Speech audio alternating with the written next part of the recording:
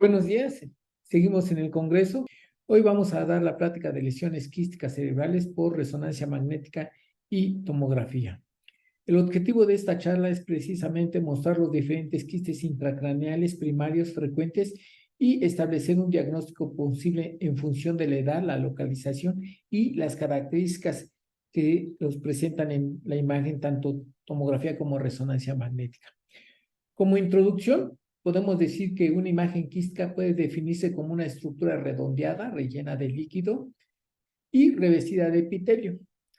La presencia de una imagen quística durante un estudio por resonancia magnética o por tomografía constituye un hallazgo incidental cada vez más frecuente. Sabemos que estos quistes generalmente los visualizamos en los espacios extra e intraaxiales, tanto supra como infratentoriales, e incluso también podemos encontrarlos intraventriculares. Sabemos que algunos son adquiridos, la mayoría son congénitos, sabemos que tenemos lesiones benignas como malignas y pueden condicionar desplazamiento de la línea media por ocupación o simplemente un efecto compresivo o ninguno de ellos. En ocasiones constituye un desafío diagnóstico, su reconocimiento es importante para no solicitar estudios o precisamente tratamientos innecesarios. Aquí ponemos una gran clasificación de quistes a nivel de encéfalo que solemos encontrar en la tomografía como en la resonancia magnética. Hay que conocer primero las variantes anatómicas para no darlo como patológicas. También tenemos congénitas. Podemos encontrar oncológicas, infecciosas, traumáticas, posquirúrgicas, secuelas de eventos vasculares y también podemos tener lesiones extraxiales con degeneraciones quísticas precisamente. En imagen, las características de los quistes simples siempre los vamos a ver en tomografía o en la imagen seccional tomográfica. Hipodensos, en la resonancia magnética generalmente siempre los encontramos hipointensos en T1, hiperintensos en T2. Jamás modifican con el medio de contraste. Sabemos que pueden condicionar desplazamiento de estructuras adyacentes por ocupación, precisamente, pero hay que tener en mente que en ocasiones los quistes en resonancia magnética pueden ser isointensos en T1 o hiperintensos en T1, también pueden ser hipointensos en T2, pero esto se debe precisamente a la proteína o a la mucina que contienen, y lo mismo sucede en tomografía, también podemos verlos isodensos o hiperdensos, y cuando los vemos hiperdensos en tomografía, solemos medir sus densidades y generalmente nos dan densidades de más 50, más 60 UH, pero nunca van a modificar con el medio de contraste, y el tomar en cuenta esas densidades podemos confundirlos precisamente con hemorragias, pero generalmente los quistes están bien delimitados por la pared que contiene. Las variantes anatómicas que hay que conocer es la megacisterna magna. Sabemos que es una variante anatómica. En tomografía a veces es difícil diferenciar entre una megacisterna magna contra un quiste aracnoideo en esta situación, pero sabemos que generalmente cuando vemos, no siempre sucede, a veces hay mucha incertidumbre entre los dos diagnósticos, pero cuando vemos que la tabla interna se remodela, cuando vemos en un plano sagital, ahora con los tomógrafos multidetectores que podemos poner planos sagitales con mejor resolución, incluso los coronales también. En los planos sagitales vemos cómo el margen ventral del cerebelo se vuelve de margen neto o puede haber una ligera concavidad del lóbulo superior desplazado cefálicamente. Entonces ahí podemos decir que probablemente se trata de un quiste aracnoideo y no de una megacisterna magna. Sin lugar a duda, la resonancia magnética nos permite ver a través de su inserción de la hoz que se trata de una megacisterna magna. Cuando esta inserción de la hoz desaparece parcialmente o completamente, también podemos ver en ocasiones el remodelamiento de la tabla interna. En ocasiones también podemos ver el margen neto desplazado, el margen dorsal del cerebelo. Bueno, pues podemos decir que se trata de un quiste aracnoideo, pero siempre que identificamos la inserción de la hoz central, bueno, podemos decir que se trata de una megacisterna magna amplia generalmente. Hay que tener en mente también otra variante anatómica, que es la variante del Dandy-Walker, que precisamente es la comunicación de un cuarto ventrículo con una megacisterna magna a través de una hendidura. Esta hendidura puede ser lineal o ser de mayor amplitud, y realmente se trata de una variante del Dandy-Walker que en ocasiones cuando concurre por sí sola no tiene ninguna traducción patológica. Si hubiera traducción patológica, bueno, había que ver si no está asociado con otras malformaciones propiamente acompañando de manera secundaria a esta variante anatómica que realmente cuando ocurre por sí sola no tiene ninguna traducción patológica, repetimos. Otra variante anatómica es el cavum septum pellucidum. Sabemos que es una colección delgada de líquido cefalorraquídeo que se encuentra entre las astas frontales de los ventrículos laterales. Se dice que se produce por la ausencia del cierre del septum pellucidum en la vida fetal. Y es precisamente esta cavitación que vemos aquí, que siempre solemos verlas como variantes anatómicas, siempre la vemos en el tercio anterior, puede ser un poquito más amplias en ocasiones, pero realmente es una variante anatómica y no una lesión quística que puede confundirnos. Otra variante anatómica es precisamente el cavum septum pellucidum ibergae, pero el cavum septum pellucidum ibergae se extiende posteriormente y se dice que es una colección delgada de líquido cefalorraquídeo que se encuentra en las astas frontales de los ventrículos laterales, pero que tiene una continuidad a través del fornis. Sabemos que también se produce por ausencia del cierre del septum pellucidum y de la vida fetal.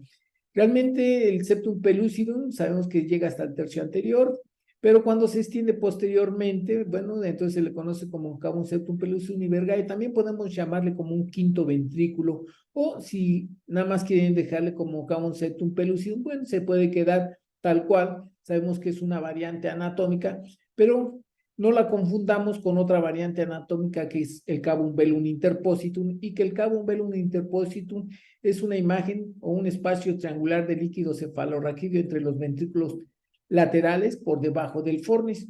También es una dilatación de la cisterna del velum interpositum, porque en ocasiones me ha tocado ver que en algunos reportes esto le llaman vergae, y realmente dijimos que nunca va a haber un vergae si no existe un septum pellucidum. Siempre va a haber un septum pellucidum, y cuando se extiende hacia atrás siempre va a ser un cavum septum pellucidum o vergae o un quinto ventrículo, pero si lo vemos individualmente, sabemos que este es un cavum velum interpositum. Otras variantes anatómicas hay que conocer que es las granulaciones adagnoideas. Siempre vemos imágenes quísticas, la mayoría de ellas siempre es hacia la región occipital, lo podemos encontrar a cualquier edad, pero predominantemente lo vemos en gente de mayor edad, arriba de los 60, 70 años, siempre vemos estas granulaciones adagnoideas prominentes, ¿verdad? Que en la tomografía nos pueden simular lesiones líticas. Siempre hay que tener en mente las granulaciones adagnoideas que nos pueden confundir con esas lesiones líticas. Y precisamente la resonancia magnética nos las caracteriza muy bien porque las vamos a ver hiperintensas en la secuencia T2 y hipointensas en la secuencia T1. No modifican con el medio de contraste, pero sí llegan a remodelar la tabla interna generalmente, y pueden estar en cualquier situación. La mayoría de las veces siempre las vemos occipitales o en el borde medial de las helvillas mastoideas también se pueden encontrar, y no confundirlas con lesiones líticas en tomografía. Existen los espacios perivasculares o espacios de Virchow-Robin, que es una variante normal. Son espacios de líquido intersticial que acompañan a las arterias y venas penetrantes, no comunican con el espacio subaracnoideo, pero a pesar de ello se siguen viendo hipointensos en la secuencia FLAIR. Su localización más frecuente es en los ganglios de la base, ahí en la comisura blanca anterior, sustancia blanca profunda subcortical, en el cíngulo, en el tálamo, en el mesencéfalo, en la corteza subcingular, incluso podemos encontrarlo en los núcleos dentados y cuerpo calloso. En tomografía y resonancia magnética, estos quistes, la mayoría de ellos son pequeños, son de 5 milímetros, pero también pueden alcanzar 2, 3 centímetros. Generalmente en la resonancia magnética, en las imágenes convencionales, siempre los vemos hipointensos en T1, hiperintensos en T2, respectivamente. Sabemos que no modifican con el medio de contraste, y en ocasiones hay que hacer diagnósticos diferenciales con infartos lacunares o con neurocisticercosis cuando estos se encuentran de mayor tamaño.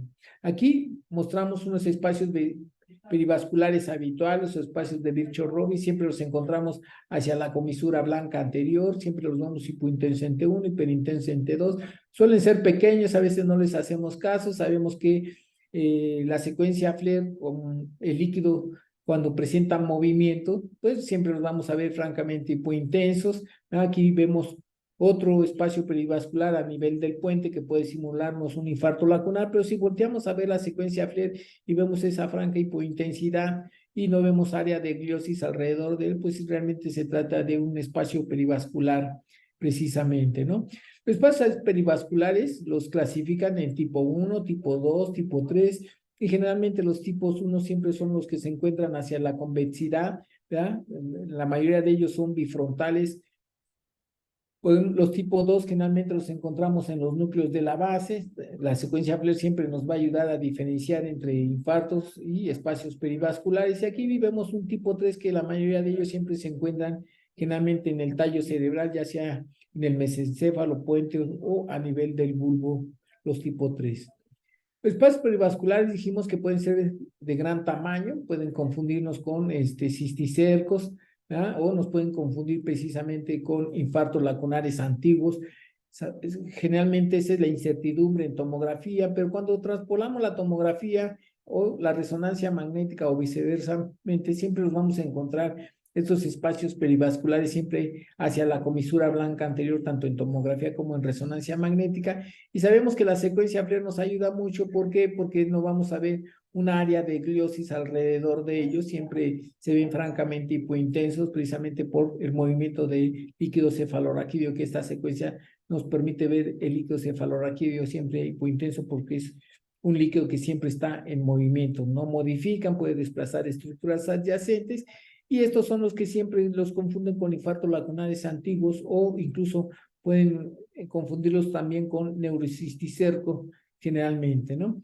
Aquí mostramos cómo en resonancia magnética, secuencia T1 y secuencia T2, nos puede hacer pensar que son espacios perivasculares porque muestran esa hipointensidad y esa hiperintensidad en la secuencia T2, pero aquí la secuencia Flair, esos infartos lacunares viejos o antiguos se ven francamente hiperintensos, pueden ser lineales, pueden ser ovalados, redondeados, o incluso pueden mostrar el área de gliosis, la hipointensidad del líquido, pero la hiperintensidad, eso nos traduce la gliosis, que también podemos verla en los infartos lacunares crónicos.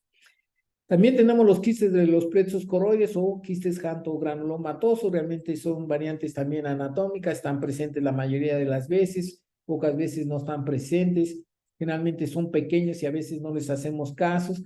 Realmente están revestidos de epitelio de plexos coroides, son muy comunes, se dice que del 50 al 60%, la mayoría de ellos son bilaterales, pero también pueden ser unilaterales.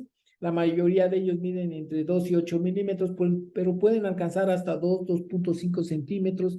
Su localización siempre son en las astas occipitales, siempre los vemos en tomografía, ¿verdad? Son ligeramente isodensos o levemente hiperdensos. También pueden tener calcificaciones adyacentes o incluso pueden calcificar en su totalidad.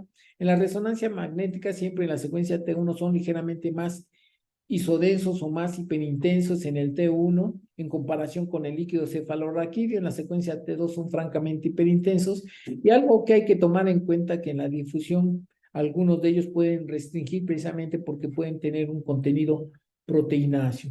Y aquí mostramos unos quistes de los plexos coroides prominentes, nos pueden llamar la atención, ¿verdad? Porque siempre los vemos pequeños y a veces no traducen ninguna patología, no dan ningún síntoma, es un hallazgo incidental, pero en ocasiones pueden alcanzar hasta 2.5 centímetros, ¿verdad?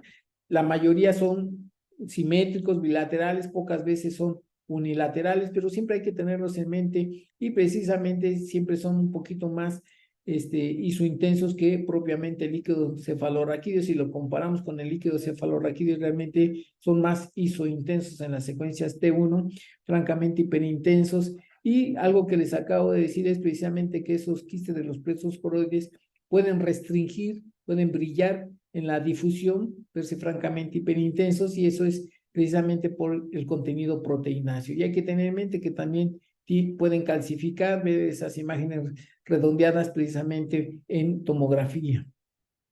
Otros quistes que tenemos comunes son los quistes aracnoideos, sabemos que son benignos, representan el 1% de los quistes intracraneales, ocupa siempre el espacio intraaracnoideo.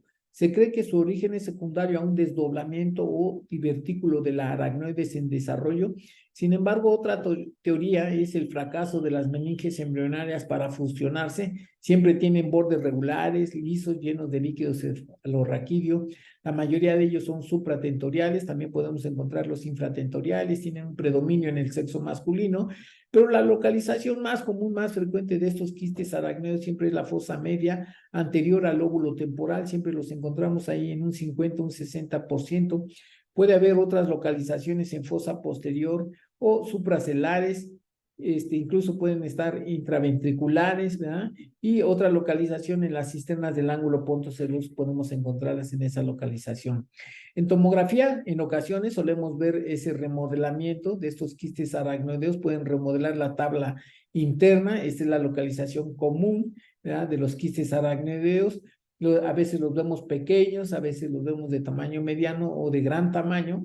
De ahí la clasificación Galassi, que cuando son pequeños le dicen Galassi 1, cuando alcanzan la cisterna silviana le dan Galassi 2 y cuando rebasan la cisterna silviana, que son de gran tamaño, pues le dan la clasificación de Galassi tipo 3. Aquí vemos un Galassi tipo 2 de la fosa media, son muy comunes en esa localización, la mayoría de las veces son pequeños, pero cuando los vemos de tamaño mediano, de gran tamaño, ya dijimos que alcanzan los grado 2, generalmente la cisterna silviana, entonces le decimos un Galassi tipo 2, siempre se comportan hipointensos entre 1, hiperintensos entre 2, en el FLAIR, no modifican con el medio contraste, pero sí está condicionando desplazamiento o remodelamiento del parénquima cerebral adyacente generalmente. Sabemos que los quistes aracnoideos siempre los encontramos en fosa media, también en fosa posterior, pero también pueden ser intraventriculares. Y aquí mostramos un quiste aracnoideo precisamente en la región frontal. La mayoría de las veces siempre los vemos pequeños en tomografía, vemos el remodelamiento de la tabla interna, ¿verdad? Y a veces no les hacemos caso. El problema es cuando se ven de gran tamaño, bueno, hay que identificarlos porque también en la región frontal podemos encontrarlos y también desplazando estructuras adyacentes, pero generalmente no dan sintomatología. En algunas literaturas dice que cuando vemos quistes aracnoideos de gran tamaño, en ocasiones nos producen cefalea principalmente. En fosa posterior, hace rato dijimos precisamente la inserción de la hoz, cuando desaparece parcialmente la inserción o hay ausencia de la hoz, vemos ese margen neto que está desplazando el quiste, el margen neto del margen posterior o el margen dorsal del cerebelo. Bueno, podemos decir que precisamente se trata de un quiste aracnoideo. También en ocasiones vemos el lóbulo superior o el seno recto desplazado cefálicamente o curviándolo en ocasiones. Bueno, pues podemos pensar que se trata de un quiste aracnoideo cuando está ausente la inserción de la hoz o parcialmente, o esas modificaciones también en la tabla interna, la remodelación, ¿verdad?, de esa tabla interna nos hace sospechar de quistes aracnoideos, aunque en ocasiones no se cumplen pocas veces esos características. Aquí vemos unos retrocerebelosos de gran tamaño que está condicionando precisamente un desplazamiento lateral derecho del hemisferio cerebeloso. Tiene el mismo comportamiento como cualquier quiste, hipointenso entre 1, hiperintenso entre 2, no modifican con el medio de contraste. Y también podemos encontrarlos en la región pineal y en la región supracelular. En la región supracelular, cuando los llegamos a encontrar, bueno, pues a veces hay que hacer un diagnóstico diferencial generalmente de la del quiste de la hendidura de Rathke. También tenemos aracnoideos intraventriculares, nos pueden hacer sospechar de quistes cisticercosos, pero siempre la prueba de ELISA debe de estar presente. Si hay positividad de anticuerpos para cisticerco, bueno, pensaremos que se tratan precisamente de cisticercos intraventriculares. No son muy comunes en los ventrículos laterales, siempre los vemos en el tercer ventrículo o los vemos en el cuarto ventrículo. También otro diagnóstico diferencial hay que hacerlo con los quistes neurogliales o glioependimarios, que también pueden estar intraventriculares, pero la mayoría de ellos siempre los encontramos, los quistes neurogliales o glioependimarios, la mayoría de ellos siempre los encontramos en el atrio trigonoventricular o en las astas occipitales. Aquí mostramos otro quiste aracnoideo a nivel del cuarto ventrículo, precisamente. Nos puede confundir también con un cisticerco, pero la prueba de ELISA siempre es mandatoria, o también nos puede confundir con un cuarto ventrículo atrapado. Precisamente los atrapados pueden ocurrir por un proceso infeccioso, por un proceso hemorrágico donde irrita el epéndimo tanto del acueducto de Silvio como de los conductos de Luschke y de Mayendi. Puede quedar como una hidrocefalia infratentorial, a eso se le conoce como un cuarto ventrículo atrapado. Los ocupados generalmente puede ser por una lesión quística o por una lesión sólida generalmente, ¿no?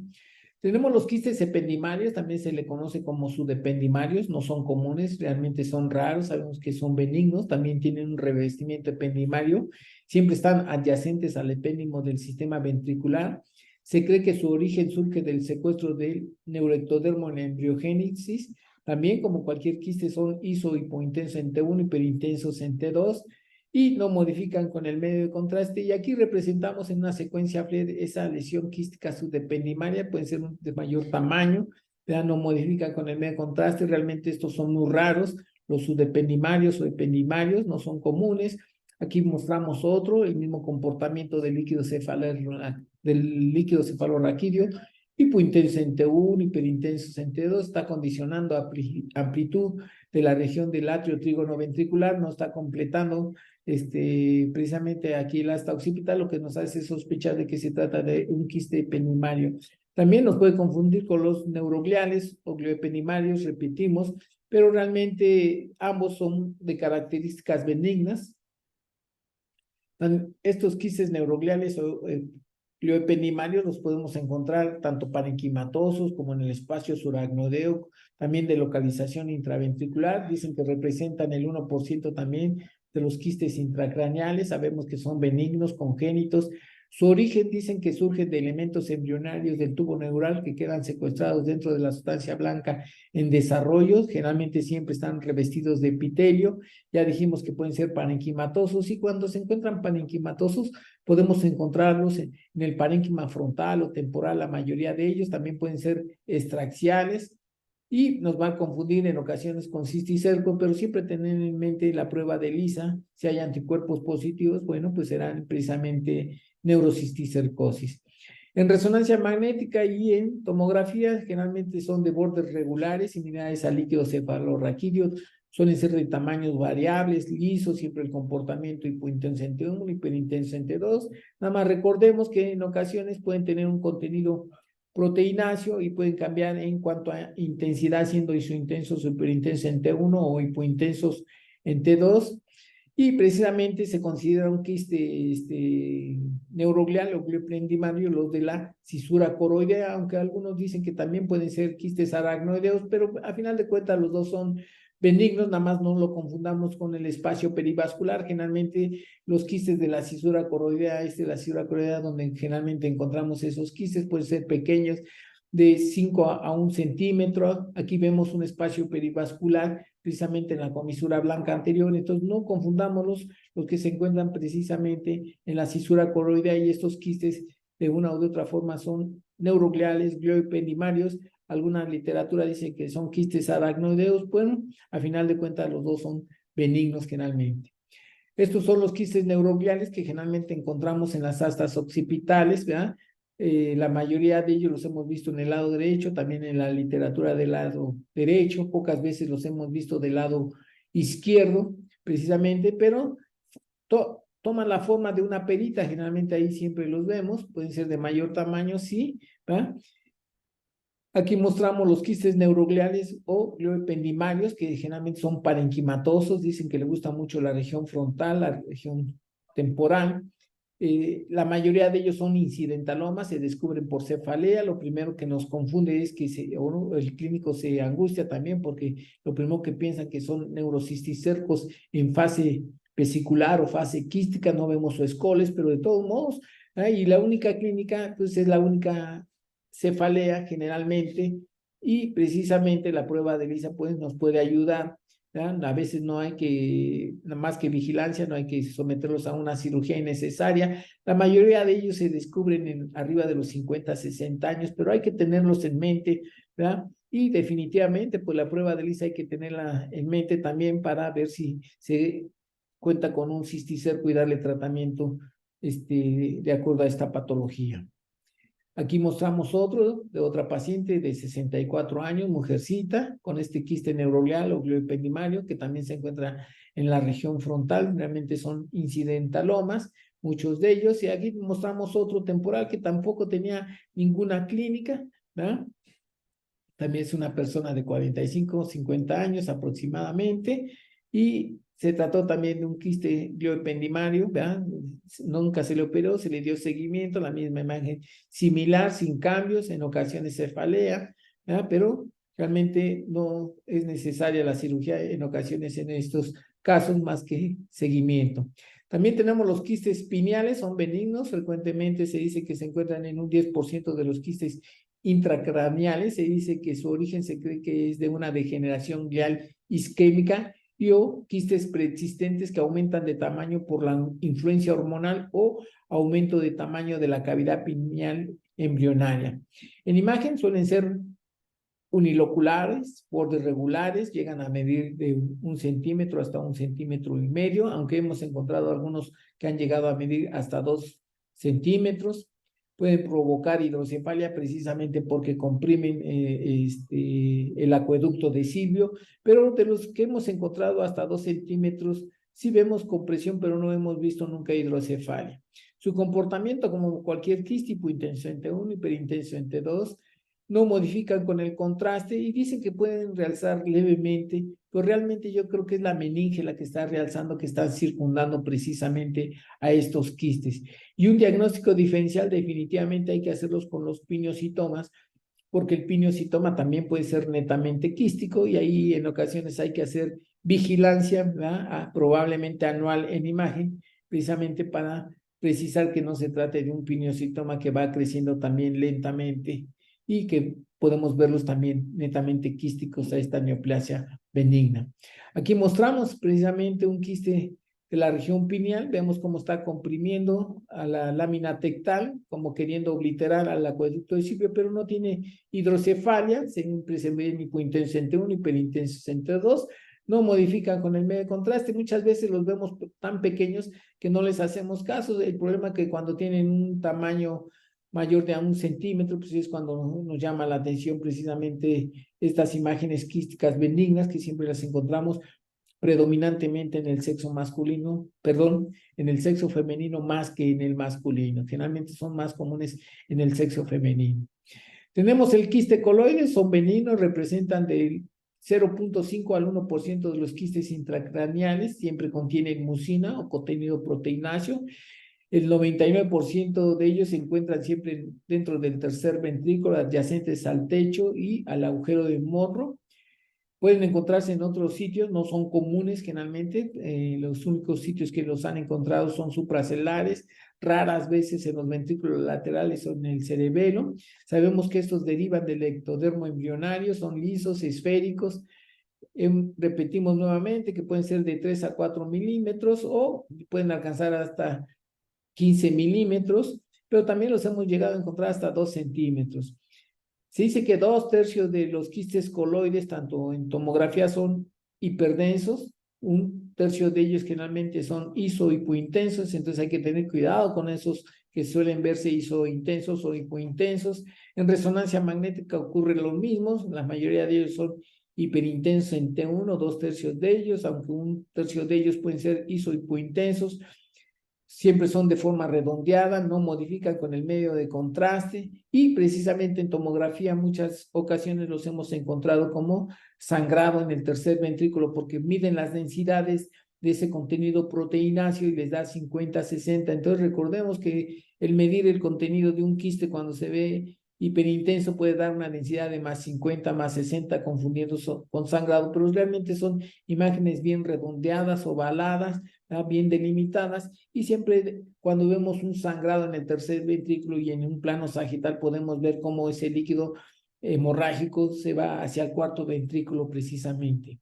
Y en ocasiones el diagnóstico diferencial en tomografía en un plano coronario hay que distinguirlo con el artefacto de flujo porque nos puede confundir con un quiste coloide, pero siempre los quistes coloides, repito, siempre los vemos hacia el techo y adyacentes al agujero de Monro. Esta es la imagen característica típica en tomografía, siempre en el tercer ventrículo, ¿verdad? Adyacente a los agujeros de Monro. Si medimos su densidad, siempre nos va a dar más 50, más 60, cuidado, no los confundamos con hemorragias, siempre son bien delimitados. Aquí vemos el plano sagital donde precisamente se encuentra el tercer ventrículo. Sabemos que el tercer ventrículo está en línea media y adyacente a los ventrículos laterales, adyacente al tercer ventrículo se encuentran los tálamos, perdón. Aquí vemos este quiste coloide que precisamente se ve francamente hiperintenso en el T1, a lo mejor un poquito ISO o un poquito más ligeramente a la intensidad en la secuencia T2, pero nunca van a modificar con el medio de contraste generalmente. Y es precisamente ese es el artefacto. Dicen que solamente en el plano coronal, en ocasiones, podemos ver un artefacto por movimiento del líquido cefalorraquídeo, pero ese artefacto siempre lo vamos a encontrar hacia el piso y generalmente el quiste coloide siempre está hacia el techo y adyacente al agujero de Monro. La mayoría de ellos, repetimos, que son hiperintensos, pocos de ellos pueden ser ISO o hipointensos, también hay que tenerlos en mente, producen hidrocefalia, pueden producir un efecto de válvula, tener hidrocefalia, quitarse hidrocefalia, tener la hidrocefalia y subsecuentemente mejorar. Generalmente la mayoría de ellos siempre los encontramos entre los 30 y 40 años de edad aproximadamente, no quiere decir que no vaya a haber por arriba de los 40 o por debajo de los 30 años. Otro quiste que tenemos es el quiste epidermoide, son quistes de inclusión congénitos, sabemos que tenemos dos de ese tipo, el epidermoide y el dermoide. Generalmente los epidermoides dicen que surgen de la inclusión endotérmica durante el cierre del tubo neural durante la tercera o quinta semana de la embriogénesis. Generalmente los neurocirujanos y los patólogos les conocen como tumores hermosos porque cuando los tienen macroscópicamente en la mano, generalmente son como un brillo anacarado que generalmente tienen esas lesiones, tan así que el libro de Ann Osborne siempre nos lo dibuja como una imagen muy bonita, muy anacarada precisamente, por eso le llaman tumores hermosos. No son, suelen ser un poquito más comunes que los dermoides, generalmente predomina más el epidermoide que el dermoide, casi son primos hermanos los dos, pero este tiene otras características en imagen que vamos a ver más adelante. La mayoría de los quistes epidermoides, su localización siempre es hacia el ángulo pontocerebeloso, se dice que se encuentra en un 40, un 50% en esa localización, tan así que se considera la tercera lesión en frecuencia en el ángulo pontocerebeloso, previamente al schwannoma del octavo par craneal, al meningioma, y precisamente esta sería la tercera lesión en esa localización, aunque también se han encontrado en cuarto ventrículo, supra o paracelares, en la región pineal, y también podemos encontrar los parenquimatosos.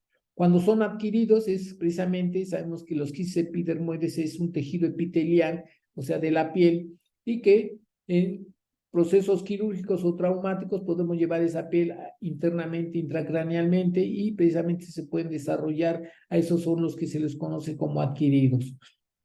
Generalmente en imagen seccional, principalmente en la resonancia magnética, se ven hipointensos en T1, hiperintensos en T2. En la secuencia FLIR suele ser un poquito heterogéneos, predominantemente isointensos, o sea, grisáceos, no modifican con el medio de contraste, pero su característica y su diagnóstico siempre lo vamos a hacer en la secuencia de difusión, precisamente porque estos quistes generalmente restringen. Pueden acompañarse con calcificaciones ocasionalmente, un 10, un 25%, y el diagnóstico diferencial siempre hay que hacerlo con los quistes aracnoideos porque pueden tener ese mismo comportamiento en las secuencias convencionales, pero realmente la difusión es la que nos permite hacer el diagnóstico porque generalmente estos quistes brillan en esa secuencia. Aquí mostramos dos casos de pacientes donde precisamente vemos una amplitud de la cisterna del ángulo pontocerebeloso. En ocasiones, cuando medimos las densidades, nos pueden dar densidades de tejidos blandos o ligeramente líquida, ¿verdad? Pero está condicionada compresión, desplazamiento, este quiste epidermoide, ¿verdad? Nos puede confundir con un quiste aracnoideo, ¿verdad? Y cuando los vemos un poquito más hipointensos o jugamos la ventana con una hipointensidad, nos puede confundir con un lipoma, pero si medimos la densidad, pues realmente nos va a dar densidad ligeramente líquida o ligeramente de tejidos blandos, pero recuerden que la difusión siempre nos va a ver esa restricción evidentemente brillante en el beta de 1000 precisamente.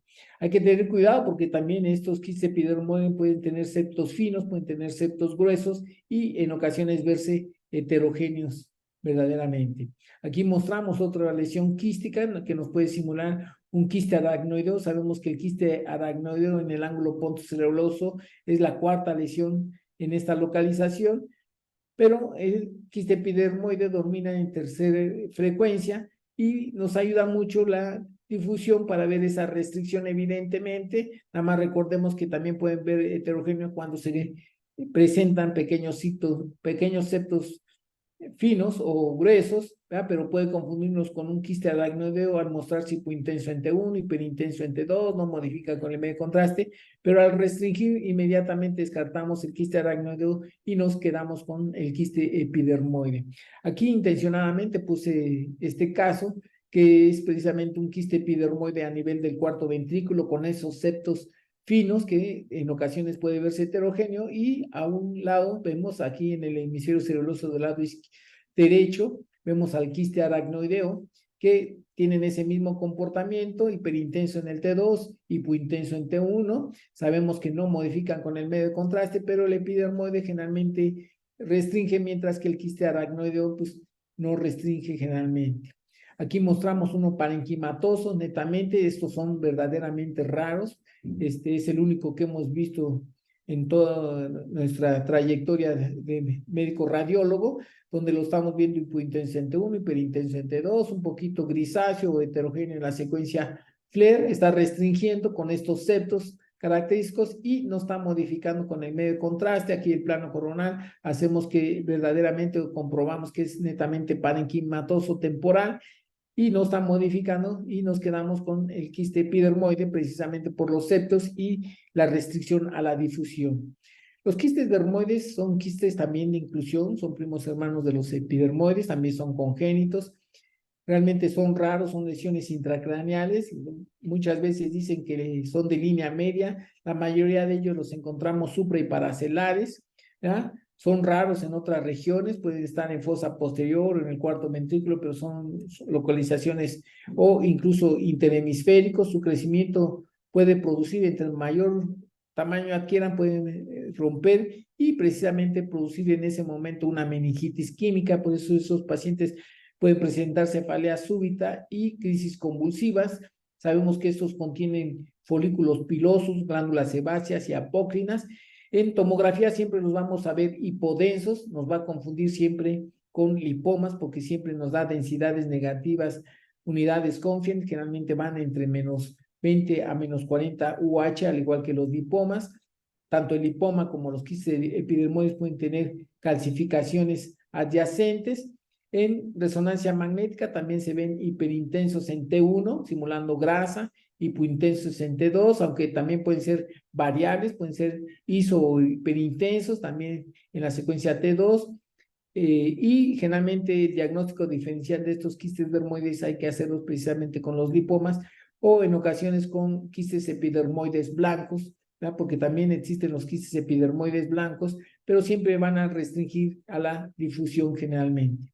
En tomografía sí solemos verlos, ¿verdad? Nos puede confundir precisamente con un lipoma, como la grasa de la calota, nos puede confundir de acuerdo a la densidad con aire, ¿verdad? O con líquidos, cefalorraquídeo, pero al medir la densidad nos va a dar densidades desde menos 20, menos 40, menos 80, ¿verdad? Se acompañan en ocasiones con calcificaciones, pero sabemos que su localización siempre son supra y paracelares, la mayoría de ellos, pero cuando rompe precisamente su contenido o generalmente se dispersa hacia el espacio subaracnoideo. Siempre vemos en la ruptura cómo esos grumos de grasa de su contenido se dispersa siempre hacia el espacio subaracnoideo. También se pueden meter hacia el sistema ventricular, ¿no? En este caso, todo su contenido se dispersó hacia el espacio subaracnoideo, y si medimos la densidad de estos grumos, porque también nos puede confundir con aire, ¿verdad? Entonces, al medir la densidad, pues nos va a dar de menos 40 a menos 80, al igual que la lesión propiamente. Entonces decimos que es un quiste dermoide roto, precisamente, y que se extendió hacia el espacio subaracnoideo. Este es un paciente que ya había anteriormente convulsionado, había tenido cefalea, ahora ya nada más acude a su control precisamente para su planeación quirúrgica.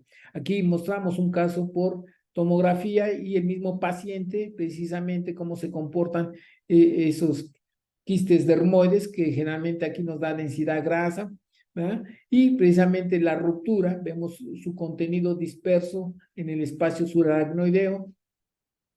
En la resonancia magnética precisamente nos permite ver esa ruptura con mucha mejor caracterización, vemos su contenido francamente disperso hacia el espacio subaracnoideo, no hacia el sistema ventricular. Sabemos que lo pueden hacer, pero no en este caso también. Ahí vemos el contenido diseminado hacia el espacio subaracnoideo. Vemos otra lesión que puede simularnos un lipoma, ¿verdad? Y precisamente hay que tener cuidado porque algunos quistes dermoides, pocos de ellos pueden suprimir, pueden abatir señal y simular un lipoma, pero el hecho de ver ya la ruptura de este dermoide precisamente dispersándose esos grumos hacia el espacio subaracnoideo, pues no podemos quitar el dedo del renglón que se trata precisamente de un quiste dermoide y que está roto a pesar de que haya abatido señal, porque los dermoides pueden abatir señal pocas veces, por eso hay que tener cuidado.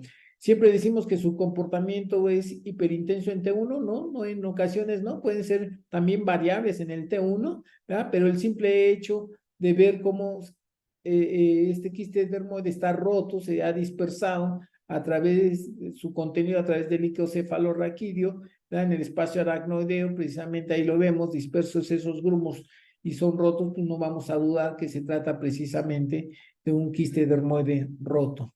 Aquí mostramos otro caso, precisamente, yo les dije que hay que tener cuidado porque los dermoides en el T1 supresión grasa, pocos de ellos pueden abatir señal, la mayoría de ellos no abaten señal, vemos cómo se ve francamente hiperintenso, podemos confundirnos con un lipoma, pero al hacer una secuencia T1 supresión grasa, vemos que no abate señal, entonces podemos quedarnos tranquilos que se trata de un quiste dermoide que aún no ha roto precisamente, y tener en mente que pocos de ellos, por eso hacemos la supresión grasa, pocos de ellos sí pueden abatir y nos va a confundir con lipomas. Si lo llegas a hacer y no está roto, bueno, pues definitivamente el diagnóstico pudiera confundirnos con un lipoma.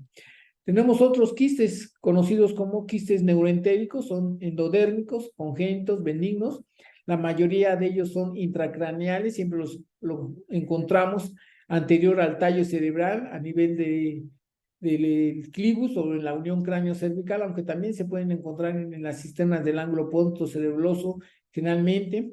Se cree que surgen en el momento del desarrollo notocordal, generalmente son ovalados, redondeados o de gran tamaño, ¿verdad? Cuando son de gran tamaño se extienden caudalmente hacia la región cervical anterior. Aquí vemos la representación esquemática del libro de Ann Osborne de un quiste neuroentérico, ¿verdad? La mayoría de ellos dicen que suelen verse hiperintenso en T1, hiperintenso en T2, aunque también pueden ser isointensos y variables en la secuencia T2, pero la mayoría de ellos y los que hemos visto generalmente son isointensos en T1 o hiperintensos en T1 y generalmente los vemos hiperintensos en T2, son raros, ¿verdad? Y a veces hay que hacer diagnósticos diferenciales precisamente con el epidermoide, principalmente con los dermoides o el lipoma y con los quistes aracnoideos generalmente en esa localización. Aquí vemos un quiste neuroentérico, en la tomografía sospechaban de una hemorragia, ¿verdad? ¿Por qué? Porque le miden la densidad, les da densidad de más 50, más 60 precisamente, está bien delimitada, en el plano sagital se ve perfectamente bien. Aquí este quiste neuroentérico es característico porque lo estamos viendo hiperintenso en el T1, hiperintenso o ligeramente isointenso en el T2, ¿verdad? Pero este es un T2 milimétrico, pero aquí lo estamos viendo hiperintenso en la secuencia convencional, no modifican con el medio de contraste. Entonces podemos decir tranquilamente que se trata de un quiste neuroentérico, tanto en tomografía por la hiperdensidad que nos da densidades simulando sangre, pero realmente el contenido proteináceo mucinoso siempre nos va a dar esa densidad. Aquí mostramos otro de mayor tamaño, este se ve isointenso, si acaso su margen posterior se ve hiperintenso, ¿verdad? Pero francamente hiperintenso en T2, ¿verdad? Está comprimiendo precisamente al cordón medular, en el quirúrgico se demostró que se trataba precisamente de un quiste neuroentérico.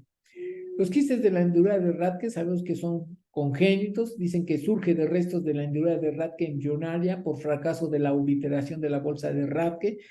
Son intracelares, el 40%, pueden ser supracelares, el 60%, dan síntomas precisamente por compresión del quiasma óptico, ¿verdad? O por compresión de la glándula hipofisaria o del hipotálamo, van entre milímetros a 2 centímetros o pueden incluso alcanzar más de 5 centímetros. Siempre su comportamiento son iso-hipointensos, isodensos en tomografía, también intensos o hiperintensos en el T1, hiperintensos o hipointensos en el T2, también porque pueden tener un contenido proteináceo variable, nunca van a modificar con el medio de contraste, y realmente cuando son de gran tamaño hay que hacer diagnóstico diferencial con los adenomas hipoficiarios quísticos o con degeneración quística, incluso también con los craniofangiomas, pero sabemos que la mayoría de los craniofangiomas siempre se acompañan con calcificaciones. Sabemos que estos craniofangiomas se encuentran en los extremos de la vida, en los niños, en la gente de edad avanzada, aunque también podemos verlo en un pico intermedio, se pueden encontrar. Se dice que los quistes de la hendidura de Rathke muchas veces los vamos a confundir con precisamente con microadenomas, y realmente estos dos casos se pensó que eran microadenomas, pero ambos pacientes no tenían alteraciones hormonales, no tenían alteraciones clínicas de microadenomas, ¿verdad? Este paciente ya se venía vigilando con 4 resonancias magnéticas en donde la paciente ya se conocía el quiste, no tenía tratamiento, nada más era pura vigilancia precisamente de este quiste que ya llevaba mucho tiempo con él y que no tenía ni siquiera tratamiento porque no tenía ni manifestaciones clínicas ni laboratoriales generalmente, ¿no? Cuando son de mayor tamaño, bueno, pueden condicionar compresión del parénquima cerebral. Dijimos que generalmente son intracelares o supracelares. Hay al quiste de la pars intermedia, realmente es un quiste de la hendidura de Rathke, pero se le conoce como quiste de la pars intermedia precisamente porque se encuentra entre la adeno y la neurohipófisis. Cuando los encontramos ahí se le considera un quiste de la pars intermedia, pero histológicamente sabemos que son quistes de la hendidura de Rathke.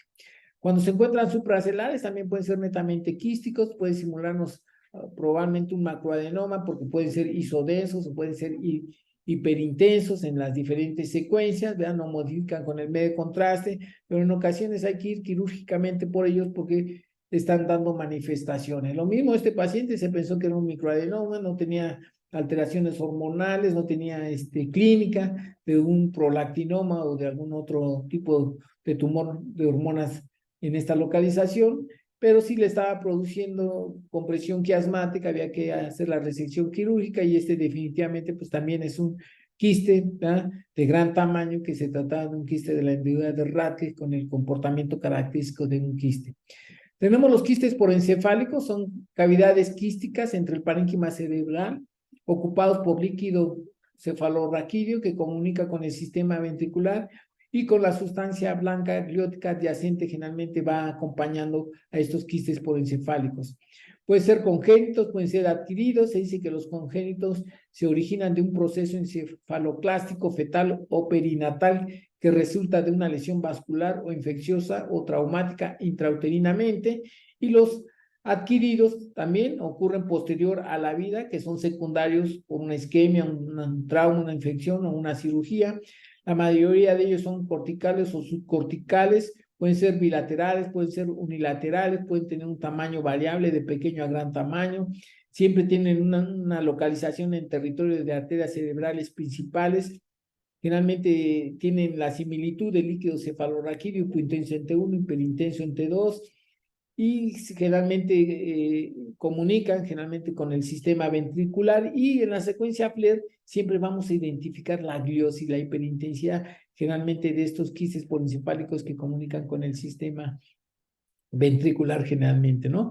El diagnóstico diferencial con los quistes aracnoideos, pero principalmente con la esquisencefalia, ¿verdad?, de labio abierto, y sabemos que la esquisencefalia de labio abierto siempre tiene corteza, y no así los quistes porencefálicos que tienen gliosis en sus bordes generalmente, mientras que la esquisencefalia en su borde siempre contamos con la corteza.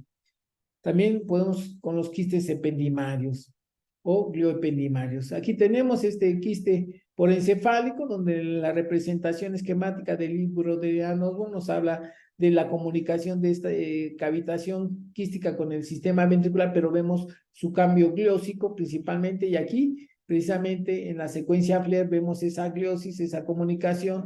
No vemos que primero no se trata de una esquisencefalia de labio cerrado. Sabemos que esto es un insulto, tiene un territorio vascular, ¿verdad? Es una encefalomalacia por una evento vascular de la cerebral posterior y logramos ver precisamente la comunicación de las astas occipitales con esta cavitación quística y vemos precisamente en la secuencia FLAIR la gliosis que precisamente nos permite caracterizar estos quistes.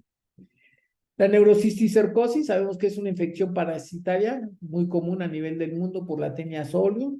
Sabemos que su localización, la mayoría de nuestro país, es del espacio subaracnoideo.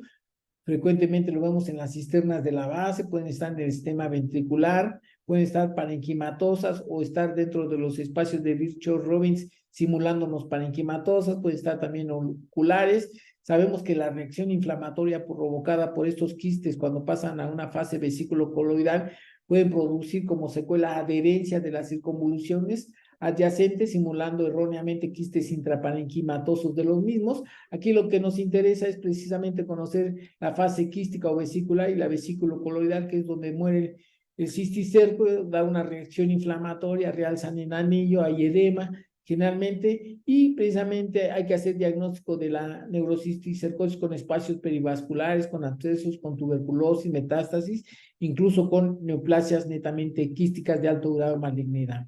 Aquí vemos una neurocisticercosis en fase quística, ¿verdad? Cuando son múltiples siempre los encontramos en cisternas de la base, no quiere decir que no haya únicos o dos o tres de ellos, ¿verdad? Dispersos en otras localizaciones. Cuando son múltiples, la mayoría los encontramos hacia las cisternas de la base y también llegamos a encontrarlos precisamente en las cisternas silvianas, también puede ser únicos en las cisternas silvianas como incidentalomas, ¿verdad? Y cuando los vemos con su escoles, esos quistes vesiculares o quísticos, cuando vemos el escoles, pues no dudamos que se trata de cisticercos, a veces se encuentra el escoles,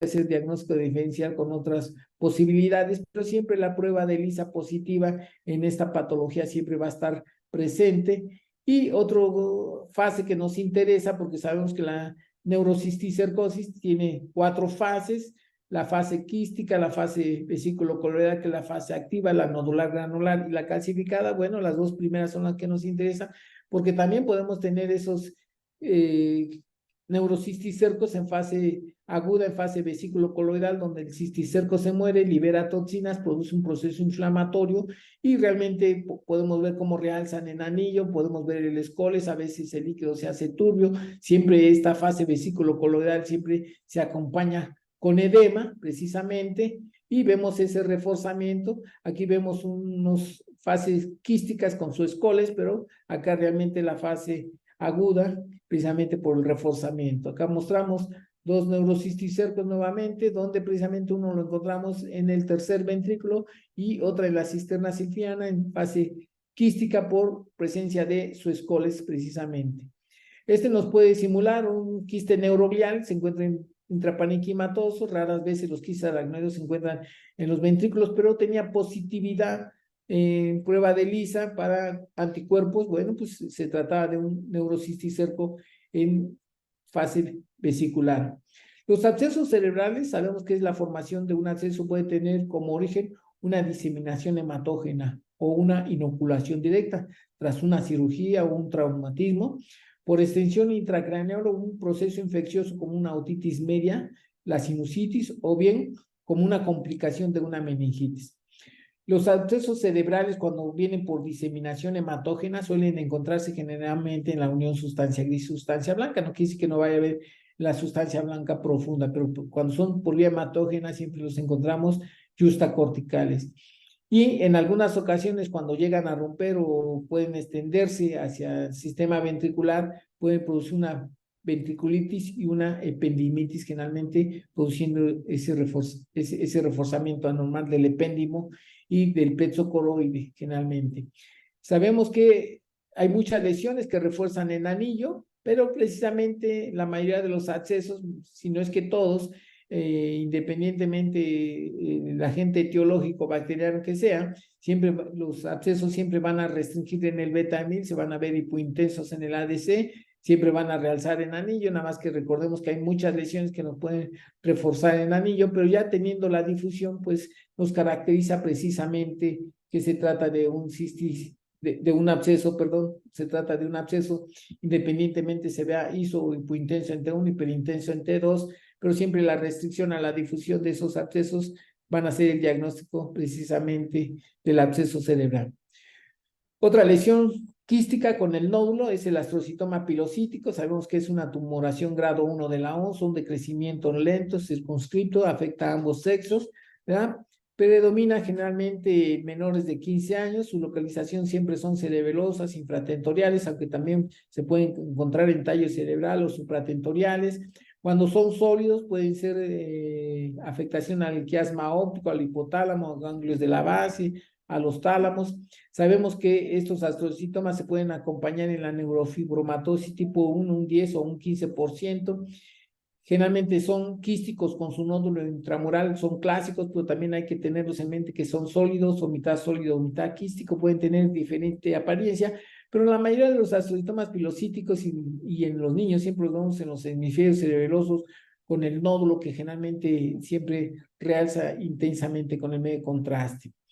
Tenemos otra lesión que también ocurre generalmente entre los 30 a 40 años, no quiere decir que no vaya a haber por debajo de los 30 o por arriba de los 40, pero tenemos al hemangioblastoma, sabemos que es una neoplasia de origen vascular embrionario, ¿verdad? Al ser una lesión de origen vascular, generalmente siempre se eleva la eritropoyetina en sangre, ¿verdad? Y generalmente un 20% puede estar asociado con el Von-Hippel-Lindau, aunque también pueden ocurrir de manera aislada, la mayoría de ellos también son quísticos con su nódulo, pero siempre se acompaña con vasitos anómalos adyacentes al nódulo. En ocasiones podemos verlos, en ocasiones no los podemos ver, y sabemos que también estas mismas lesiones se pueden encontrar a nivel medular. Sabemos que es la tercera lesión en frecuencia del compartimiento intramedular a nivel de la columna. Aquí mostramos un paciente joven de 37 años, femenina, donde vemos la lesión quística con el nódulo que precisamente en la fase contrastada está reforzando, y aquí podemos ver precisamente esos vasos anómalos que se acompañan de estas lesiones adyacentes al nódulo.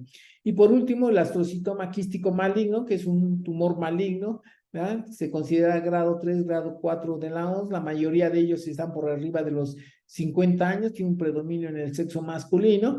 La mayoría son solitarios, pero pueden verse múltiples, o al menos 2 o 3, siempre son únicos. Son supratentoriales, siempre tienen efecto de tumor, siempre edema, siempre refuerzan, ¿verdad? Su localización frecuentemente siempre los vemos en el lóbulo frontal, temporal, aunque también se han visto parietales o occipitales, pero menos comúnmente. Siempre hay un reforzamiento periférico, ¿verdad? Y estas lesiones quísticas realmente se trata de un tumor, el paciente tiene arriba de los 50 años, vemos el reforzamiento, pero dice que una de las características que generalmente, así lo dice la literatura, que dentro de esa lesión quística, en algún segmento donde veamos una irregularidad o un mayor grosor, siempre se trata de astrocitomas quísticos, que el diagnóstico diferencial también había que hacerlo con la metástasis, pero si yo veo un engrosamiento de mayor grosor, ya sea un segmento corto, un segmento largo, irregular, y que precisamente se ve hipointenso en el beta-emil, hiperintenso en el ADC, bueno, pues ya descartamos que se trata de un absceso. Aquí nos quedaremos con metástasis, pero al encontrar yo esa irregularidad, ese grosor, pues me quedo con un astrocitoma quístico, como lo dice la literatura, ¿no? En conclusión, existe un amplio espectro de quistes intracraneales que hay que identificarlos en el estudio de imagen seccional, tanto en resonancia magnética como en tomografía. Y precisamente identificarlos y conocerlos nos permite realizar un diagnóstico y un tratamiento correcto, porque algunos de ellos pues no se requiere precisamente ninguna cirugía. Aquí mostramos la bibliografía y le damos gracias por su atención.